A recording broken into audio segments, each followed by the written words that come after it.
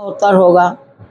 तो जो दशनाम आश्रम भागवत चल रही हैं, मैं एक साल में 24 भागवत करती हूँ। वैसे रहती मैं जोधपुर हूँ, मेरे भी आश्रम है लट्टन माता मंदिर चौपास निवासी मोडोनी सेक्टर में। और यहाँ पर मेरे गुरु जी का आश्रम है। 25वीं भागवत निर्जला एकादशी और गंगा दशहरी के उपलक्ष्य में मैं यहाँ करती हूँ। लेकिन इस बार पुरुषोत्तम मास महीना था, तो अभी मैं 3 जून को यहाँ कथा करके गई हूँ। ये मेरी जो 25वीं भागवत कथा है। 25 करते ही जो भी मैंने सत्संग भजन किया था उसका मैं विसर्जन कर देती हूँ। भगवान आप तो इसलिए ये 25वीं भागवत है। आज हमारी कथा का चौथा दिन है। आज रामा अवतार है, कृष्ण अवतार है, गंगा अवतार है और इसका नंद और अन्नकूट कल होगा। ये हर साल का मेरा कार्यक्रम है और निस्वार्थ मेरा सत्संग करने का भाव है। जिस प्रकार से एक साल में आपकी कम से कम 25 कथाएं हो जाती हैं, तो माता जी कोई प्रण नहीं रखा है या फिर एक नहीं, इच्छा होती है आपकी? प्रण करके रखती हूँ कि 24 भागवत कथा होगी मेरी जोधपुर या आजू बाजू में, तो मैं 25वीं भागवत कथा करने के लिए यहाँ आऊँगी। और भी एक्स्ट्रा जैसे महारुद्राभिषेक है या कोई कन्या का विवाह करवाना है या कोई यज्ञोपवीत संस्कार फ्री में करवाना है या मेरे को 2-4 मेडिकल करवाने हैं मेरे आश्रम में, उनका सबका संकल्प लेके जाती हूँ। वो पूरे हो जाते हैं तब मैं आ जाती हूँ। हो कितने सालों से ये आंदोलन जारी है? 24 साल। 24 साल हो गए। 24 साल हो गए। थोड़ा अपना परिचय भी देते माता जी। मैं फलोदी से हूँ। मेरा शरीर पुष्करना से है, पुष्करना ब्राह्मण। और सबसे बड़ी लड़की मैं ही थी। मेरे पीछे 3 बहनें 1 भाई हैं और मैं शादीशुदा थी। और ऐसे ही मेरा भाव प्रकट हो गया, तो मेरे एक लड़का 6 साल का था, एक लड़का 4 साल का।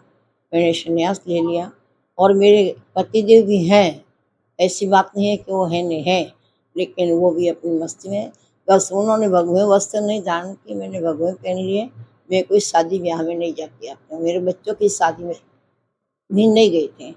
और वैसे में 24 साल से कैंसर पेशेंट हूँ। नाम नवरत्न दवे है, पिताजी का नाम सुखदेव जी दवे और गौशाला के पास में रहता हूँ। और यहाँ भागवत के लिए माता जी के साथ आया हूँ। मेरे साथ में पूर्णा जी भी साथ में है। हम पूर्णा बोरा भी मेरे साथ में है। हम दोनों मतलब कथा सुनने के लिए हरिद्वार आए हैं। आज 7 दिन रुकेंगे यहाँ पे। तो कथा ये आपकी पहली आप करवा रहे हैं या इससे पहले भी करवा चुके हैं? पहले फलोदी में हमने एक अच्छी कथा करवाई थी 7 दिन तक 2024 में।